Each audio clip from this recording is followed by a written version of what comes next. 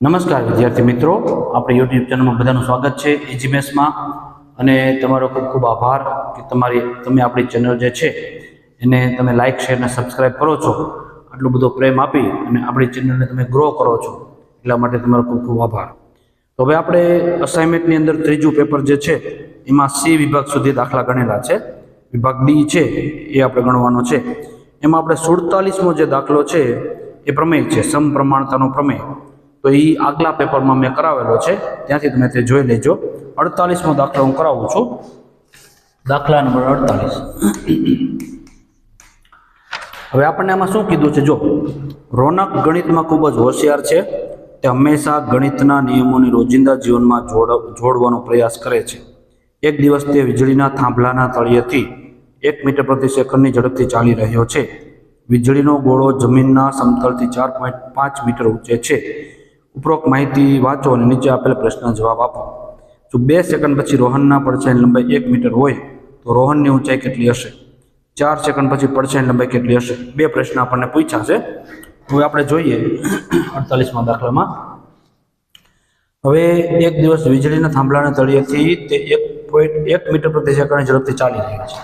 આ વીજળીનો થાંભલો છે, અહીંથી ચાલીને આમ જાય છે રોહન, બરોબર. અહીંથી ધારો કે એટલે ચાલીને તે જાય છે. 1 મીટર પ્રતિ સેકન્ડની ઝડપથી ચાલી રહ્યો છે, તે ચાલીને અહીંયા સુધી પહોંચે છે. હવે આપણે એ માહિતી જે છે એના આધારે આપણે ગણતરી કરવાની છે.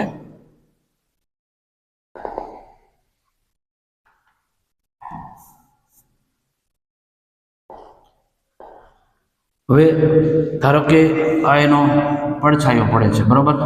અહીંયા તે પહોંચે છે, A, B, C, D, E અને C. હવે આ માહિતીના આધારે આટલી આકૃતિ બને. 1 મીટર પ્રતિ સેકન્ડની ઝડપથી ચાલી રહ્યો છે. વીજળીનો ગોળો જમીનના સમતલથી 4.5 મીટર ઊંચે છે. જમીનથી 4.5 મીટર ઊંચે વીજળીનો ગોળો આપેલો છે. તો 2 સેકન્ડ પછી રોહનના પડછાયાની લંબાઈ શોધવાની છે. અહીંથી આ 2 સેકન્ડ પછી, 2 સેકન્ડ પછી, બરાબર. હવે આ જે વિભાગ છે એના આધારે આપણે એની માહિતી મળશે. રોહનની ઊંચાઈ કેટલી હશે તે શોધવાની. રોહનના પડછાયાની લંબાઈ 1 મીટર હોય, 2 સેકન્ડ પછી રોહનના પડછાયાની લંબાઈ 1 મીટર થાય છે, બરાબર. એટલે આ એનો પડછાયો 1 મીટર થાય છે 2 સેકન્ડ પછી. તો રોહનની ઊંચાઈ કેટલી હશે? આ ઊંચાઈ આપણે h ગોતવાની છે. હવે આ 2 સેકન્ડ આપ્યું છે આપણને. 2 સેકન્ડ અહીંથી અહીં સુધી ચાલીને પહોંચે છે, તો એના પડછાયાની લંબાઈ 1 મીટર થાય છે. રોહનની ઊંચાઈ શોધવાની છે. હવે એની 4.5 મીટરની ઊંચાઈ છે.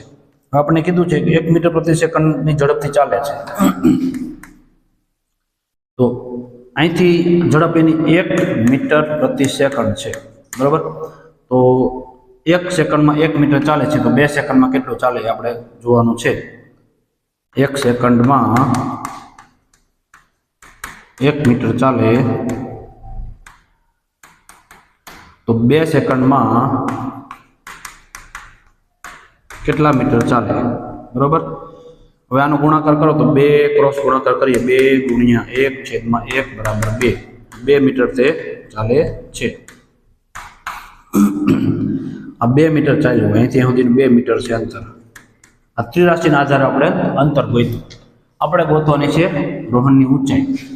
હવે આપણે અહીંયા 2 ત્રિકોણ મળે છે, ABC અને DEC. ત્રિકોણ 2 ત્રિકોણ મળે છે, ત્રિકોણ ABC અને ત્રિકોણ DEC માટે. હવે આ જે ત્રિકોણ છે એમાં પેલા તો ખૂણા, આ એક ખૂણો એકરૂપ છે, એટલે આ ખૂણો એકરૂપ દર્શાવવાનો છે. બીજું કે આ કાટખૂણો છે, આ કાટખૂણો છે. 2 ખૂણા એકરૂપ હોય તો તે તે સમરૂપ ત્રિકોણ થશે. ABC, આ ખૂણો ABC છે, ખૂણો ABC અને એકરૂપ DEC, ખૂણો DEC. બે ખૂણા એકરૂપ છે, કારણ કે આ જે ખૂણા છે તે કાટખૂણા છે, એકરૂપ કાટખૂણા, બરાબર. આ 2 ખૂણા થયા. હવે આ ખૂણો જે છે ACB અને DCE, એ બે ખૂણા પણ એકરૂપ છે. ખૂણો ACB એકરૂપ DCE અને આને કહેવાય સામાન્ય ખૂણો. બરોબર, આ સામાન્ય ખૂણો છે. તો એના આધારે બે ત્રિકોણ એકરૂપ સમરૂપ ત્રિકોણ થશે. ત્રિકોણ ABC સમરૂપ ત્રિકોણ DEC. આ બંને ત્રિકોણ સમરૂપ ત્રિકોણ થયા. સમરૂપ ત્રિકોણ સાબિત કરવા માટેની આ શરત હતી. શરતના આધારે આપણે સાબિત કર્યું.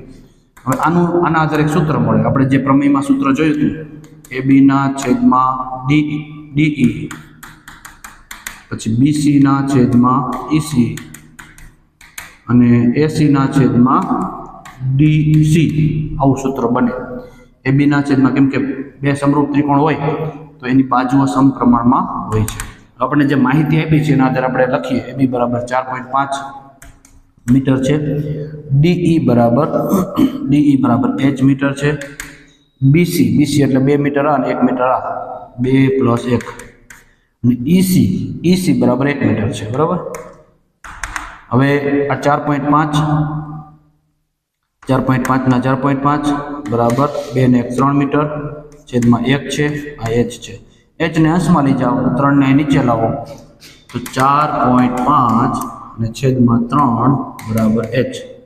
હવે આનો આપણે ભાગાકાર કરીએ તો 4.5 ભાગ્યા 3 કરો એટલે 1.5 મીટર મળે. આ રોહનની ઊંચાઈ મળી. બરાબર, પહેલા પ્રશ્નમાં રોહનની ઊંચાઈ બરાબર 1.5 મીટર મળે છે. આ પહેલા પ્રશ્નનો જવાબ આપણને મળે છે. બરાબર, હવે આપણે બીજો પ્રશ્ન કરીએ આમાંનામાં. તો હવે આપણે 48માં દાખલામાં પહેલો પ્રશ્ન જોયો, એમાં બીજો પ્રશ્ન કીધો છે કે 4 સેકન્ડ પછી પડછાયાની લંબાઈ કેટલી હશે. બરોબર, હવે આ માહિતી જે છે, આ વીજળીના થાંભલાની ઊંચાઈ 4.5 મીટર એઝ ઇટ ઇઝ છે. એ 4 સેકન્ડ ચાલે છે. 1 મીટર પ્રતિ સેકન્ડની ઝડપ છે. તો પડછાયાની લંબાઈ શોધવાની છે. બરોબર, તો હવે આપણે આમાં પણ ત્રિરાશી કરી અને આ મીટરમાં છે અને મીટરમાં શોધવું પડશે. બરાબર, આમાં પણ આપણે લખવાનું કે ભાઈ 1 સેકન્ડમાં 1 મીટર ચાલે તો 4 સેકન્ડમાં કેટલા મીટર ચાલે? તો 4 × 1/1 બરાબર 4 મીટર એ ચાલે છે. બરાબર, અહીંથી અહીં સુધીનું જે છે એનું અંતર 4 મીટર થાય. 4 મીટર ચાલ્યો હોય. હવે એનું પડછાયો શોધવાનો છે. હવે આપણે ઊંચાઈ તો ખબર પડી ગઈ, આગલા પ્રશ્નમાં 1.5 મીટરની ઊંચાઈ છે. હવે આપણે જે ત્રિરાશી છે એ નહીં આવશે. ત્રિકોણ ABC અને સમરૂપ ત્રિકોણ DEC. હવે આ ગણતરી હમણાં થોડી વાર પહેલા આપણે કરી છે. એ ગણતરી બીજી વાર કરવાની જરૂર નથી. હવે આપણે ફક્ત એનું સૂત્ર મૂકીશું. AB ના છેદમાં DE પછી BC ના છેદમાં EC અને AC ના છેદમાં DC. આ આપણું સૂત્ર છે. બરાબર, ABCDEC. સૂત્રમાં આ માહિતી લખવાની છે. આગલા પહેલો પ્રશ્ન હતો 38માં પહેલો, એમાં થોડીક માહિતી અલગ હતી. આમાં થોડીક 5-10% માહિતીમાં ફેર છે. આમાં માહિતી આપી છે બીજા પ્રશ્નમાં કે આ વીજળીના થાંભલાની ઊંચાઈ 4.5 મીટર છે. આ 4 મીટર છે, 1.5 છે. સૂત્ર તો એનું આવશે ABC અને DEC. હવે અહીંથી જો આપણને શું માહિતી આપી છે? AB છેદમાં D. AB બરાબર 4.5 છે. DE બરાબર 1.5 છે. BC, B અને C અહીંયા છે તો 4 અને +x, 4 + x થશે. છેદમાં EC બરાબર x આવશે. બરાબર, હવે આનો પોઈન્ટ જે છે તે આમ પોઈન્ટ પછી એક આંકડો, પોઈન્ટ પછી એક આંકડો, તો બેના પોઈન્ટ ઉડી જશે. 45 ના છેદમાં 15 અહીંયા આવશે. 4 + x ના છેદમાં x. x ને અહીં લઈ જાવ તો 45x થશે. 15 ચોક 60 આવે અને 15 એકા 15 આવે, 15x. 15x આ બાજુ આવે. 45x - 15x બરાબર 60. 45માંથી 15 જાય તો વધે 30x બરાબર 60.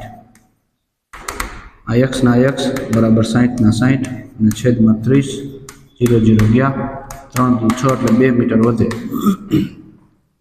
રેડી? તો આ x એટલે પડછાયાની લંબાઈ બરાબર 2 મીટર આવે છે. આમ પ્રશ્ન 2 માં પડછાયાની લંબાઈ બરાબર 2 મીટર મળે છે. રેડી? આવી રીતે આ થોડો લેન્થી દાખલો છે. પાઠ્યપુસ્તકમાં આપણને અડધો દાખલો આપેલો છે, બાકીનો અડધો દાખલો ટ્વિસ્ટ કરીને આપણને આપેલો છે. હવે આપણે આગળનો દાખલો જોઈએ. તો હવે આપણે આવ્યા 49મો દાખલો. એમાં લખ્યું છે કે એક કુટીર ઉદ્યોગ એક દિવસમાં કેટલીક માટીની વસ્તુઓ બનાવે છે. એક નિશ્ચિત દિવસે જણાવ્યું છે કે પ્રત્યેક વસ્તુની ઉત્પાદન કિંમત તે દિવસે ઉત્પાદિત વસ્તુના બમણા કરતાં 3 વધુ હતી. જો તે દિવસે કુલ ઉત્પાદન ખર્ચ 90 રૂપિયા હોય તો ઉત્પાદિત વસ્તુની સંખ્યા અને પ્રત્યેક વસ્તુની ઉત્પાદન કિંમત શોધવાની છે. બરાબર? હવે આપણને માહિતી આપી છે કે એક નિશ્ચિત દિવસે જણાવી પ્રત્યેક વસ્તુની ઉત્પાદન કિંમત ઉત્પાદિત વસ્તુના બમણા કરતાં 3 વધુ છે. ઉત્પાદિત વસ્તુ આપણે ધારવાની છે. ધારો કે ઉત્પાદિત વસ્તુ બરાબર x લઈએ. બરાબર? પછી ઉત્પાદન કિંમત તે વસ્તુના બમણાથી 3 વધુ છે. ઉત્પાદન કિંમત વસ્તુના બમણાથી 3 વધુ છે. બરાબર? તો એમાં આપણે વસ્તુના બમણા કરો 2x આવે, એમાંથી 3 વધુ એટલે +3 આવે. રેડી? પછી ત્રીજી શરત આપી છે કે તે દિવસે ઉત્પાદન ખર્ચ 90 રૂપિયા થાય છે. ઉત્પાદન ખર્ચ બરાબર 90 રૂપિયા થાય છે. રેડી?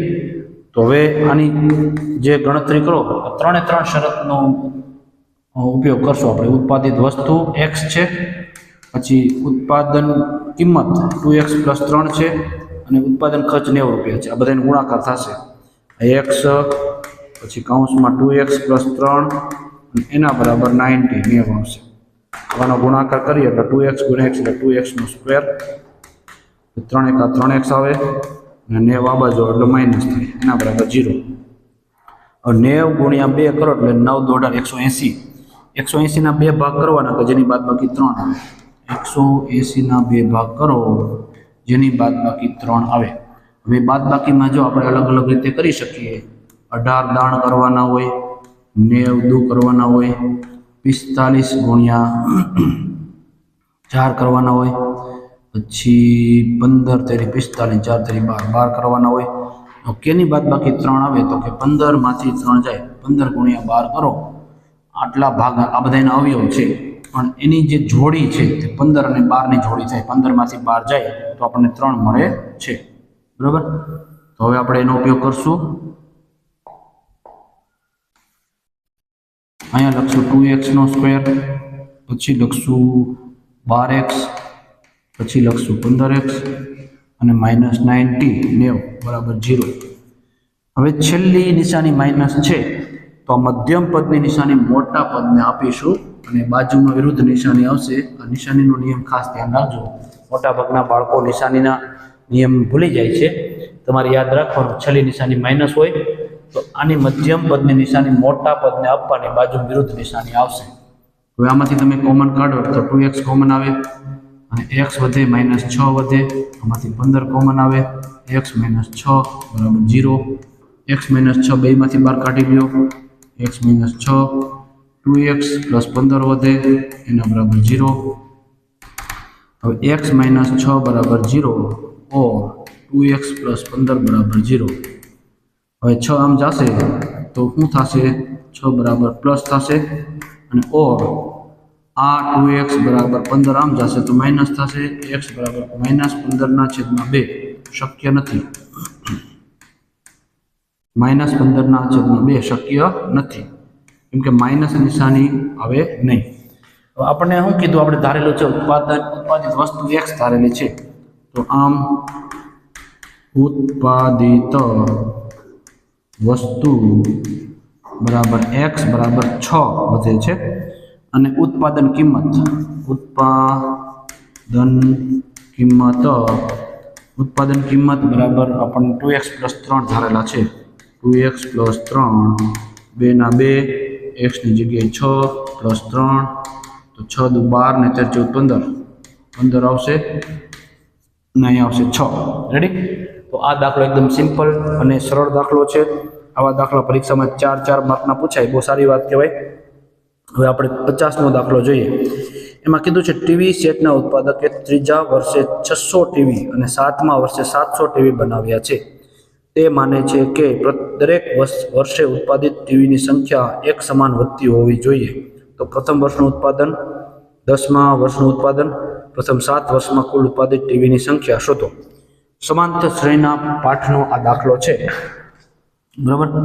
તો આપણને માહિતી આપી છે કે એક ટીવી સેટના ઉત્પાદકે ત્રીજા વર્ષે 600 ટીવી બનાવ્યા છે। આ 50મો દાખલો એમાં કીધું છે ત્રીજા વર્ષે 600 ટીવી બનાવેલા છે। ગણિતની ભાષામાં 7મા વર્ષે 700 ટીવી બનાવ્યા છે। 7મા વર્ષે 700 ટીવી બનાવ્યા છે। તો હવે આ માહિતીના આધારે આપણને A અને D મળશે। A અને D મળી જાય પછી તમે કોઈ પણ વસ્તુ આસાનીથી શોધી શકો છો। સૌથી પહેલા આપણે ત્રીજું પદ 600 આપ્યા છે તો એનું ટૂંકું સૂત્ર મૂકો તો A + 2D = 600 આવે અને આ સમીકરણ પહેલું। આનું ટૂંકું સૂત્ર મૂકો તો A + 6D = 700 આવે। આ સમીકરણ નંબર 2। આ બે સમીકરણ આપ્યા છે એનો લોપ કરવાનો। સમીકરણ 1 અને 2 નો લોપ કરતા એટલે આ A + 6D = 700 આપ્યા છે અને A + 2D = 600 આપ્યા છે। બે સમીકરણ આપણે મૂક્યા। લોપની રીત એકદમ સરળ છે, તમને બધાને આવડે જ છે। આ A ઉડી જાય, 6D માંથી 2D જાય તો 4D વધે, 700 માંથી 600 જાય તો 100 વધે, 4 જાય છેદમાં તો 100/4 = ભાગાકાર કરો તો 25 × 100 એટલે 25 વધે છે। રેડી। હવે D = 25 ને સમીકરણ આપણે પહેલામાં અથવા બીજામાં મૂકી શકીએ। સમીકરણ 1માં મૂકતા તો સમીકરણ 1 ની અંદર આપણી પાસે છે A + 2D = 600। તેથી A બરાબર આપણને ગોતવાના છે, D બરાબર આપણને 25 આપ્યા છે બરાબર 600 ના 600 A ના A 25 × 2 = 50 બરાબર 600 ના 600 50 પેલી બાજુ જશે તો 600 - 50 બાદબાકી કરો તો 600 માંથી 50 જાય તો આપણને 550 મળે છે। રેડી। તો પહેલી જે ઉત્પાદન કિંમત છે તે 550 છે અને તફાવત 25 નો છે। પ્રથમ વર્ષનું ઉત્પાદન તો આપણે અલગ અલગ પ્રશ્ન જવાબ મળે છે। પહેલો જવાબ મળ્યો પ્રથમ વર્ષનું ઉત્પાદન 550 છે। 10મા વર્ષનું ઉત્પાદન તો આપણે આન્સર પેલો લખીએ પ્રથમ વર્ષનું ઉત્પાદન બરાબર પ્રથમ વર્ષનું ઉત્પાદન બરાબર 550 મળે છે। 550 પેલો આન્સર અહીં આવી ગયો। બીજો આન્સર ગોતવાનો છે। એમાં કીધું 10મા વર્ષનું ઉત્પાદન, 10મા વર્ષનું ઉત્પાદન। જો 10મા વર્ષનું ઉત્પાદન કેટલા 10 બરાબર A + 9D મળે। ટૂંકું સૂત્ર મૂકવાનું હોય કેમ કે આ દાખલો મોટો છે, લાંબો દાખલો છે। A બરાબર 550 લખવાના + 9 ના 9 D બરાબર આપણને આપ્યા છે D બરાબર આપ્યા છે 25 તો 25 લખવાના 550 ના 50 25 × 9 = 225 થશે। સરવાળો કરો તો 5 ના 5 5 ને 2 7 5 ને 2 7 775 મળશે 10મા પદનું ઉત્પાદન। રેડી। પછી આપણને કીધું છે 7 વર્ષમાં કુલ ઉત્પાદિત ટીવીની સંખ્યા। 7 વર્ષમાં કુલ ઉત્પાદિત ટીવીની સંખ્યા એટલે ત્રીજો દાખલો છે, ત્રીજો પ્રશ્ન પૂછ્યો છે। તો આપણી પાસે 7મું પદ છે, 7મું એટલે 7 વર્ષે કીધું છે તો ટૂંકું સૂત્ર આપણે મૂકીશું। ટૂંકા સૂત્રમાં જો S7 બરાબર n/2 કૌંસમાં 2A સોરી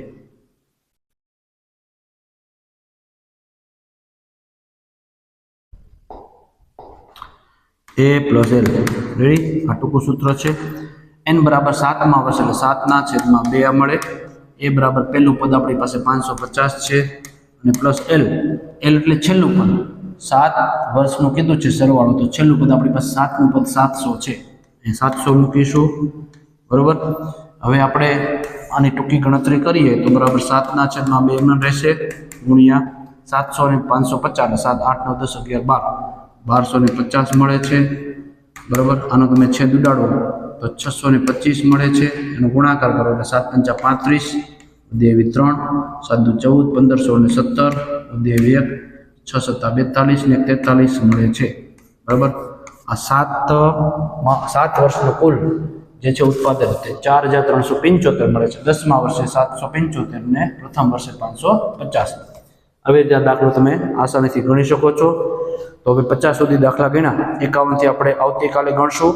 અને આપણી જે ચેનલ છે એને તમે આટલો બધો પ્રેમ આપ્યો છે તે બદલ તમારો ખૂબ ખૂબ આભાર। આપણી ચેનલને તમે લાઇક શેર અને સબસ્ક્રાઇબ કરો, તેમજ આપણી ચેનલના વિડીયો છે તમારા મિત્રો સુધી પહોંચાડો। Thank you very much.